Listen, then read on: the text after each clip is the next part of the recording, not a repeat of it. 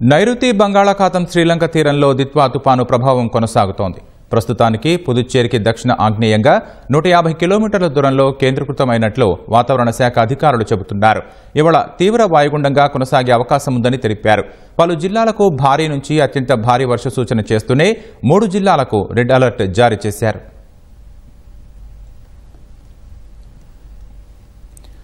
నైరుతి బంగాళాఖాతంలో దిత్వా తుపాను కొనసాగుతున్న నేపథ్యంలో నెల్లూరు, చిత్తూరు, తిరుపతి జిల్లాలకు వాతావరణ విభాగం రెడ్ అలర్ట్ ఇచ్చింది.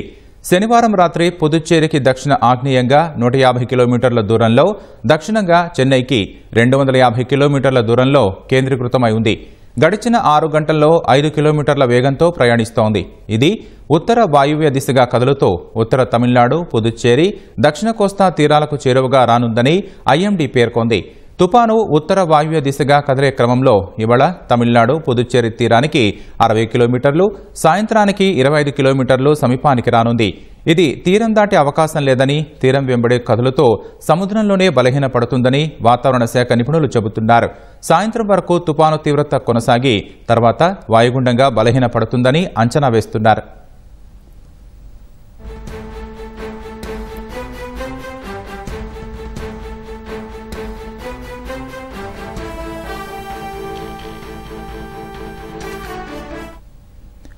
తుపాను ప్రభావంతో రాబోయే 3 రోజులు రాష్ట్రంలోని పలు ప్రాంతాల్లో విస్తారంగా వర్షాలు కురిసే అవకాశం ఉందని అమరావతి వాతావరణ కేంద్రం పేర్కొంది.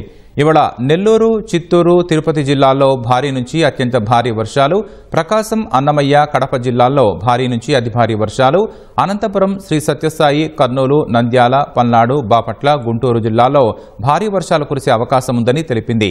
సోమవారం ప్రకాశం, నెల్లూరు జిల్లాలో భారీ నుంచి అతి భారీ వర్షాలు, అంబేద్కర్ కోనసీమ, తూర్పు గోదావరి, పశ్చిమ గోదావరి, ఏలూరు, ఎన్టీఆర్, కృష్ణా, గుంటూరు, పల్నాడు, బాపట్ల, తిరుపతి, అన్నమయ్య, వైఎస్ఆర్ కడప జిల్లాల్లో భారీ వర్షాలు కురవచ్చని పేర్కొంది.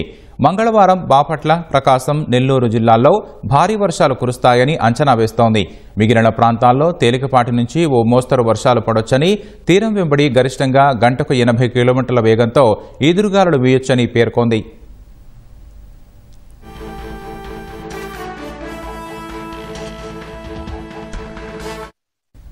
సముద్రం అలజడిగా మారిన నేపథ్యంలో సోమవారం వరకు మత్స్యకారులు వేటకు వెళ్లరాదని విశాఖలోని తుపాను హెచ్చరికల కేంద్రం అధికారులు సూచించారు.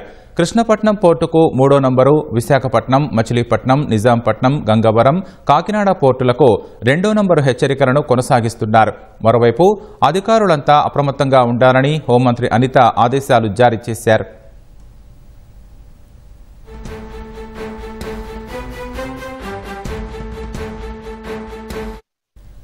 దిత్వా ప్రభావంతో దక్షిణ కోస్తా, రాయలసీమ జిల్లాల్లో భారీ వర్షాలు కురుస్తున్నాయి.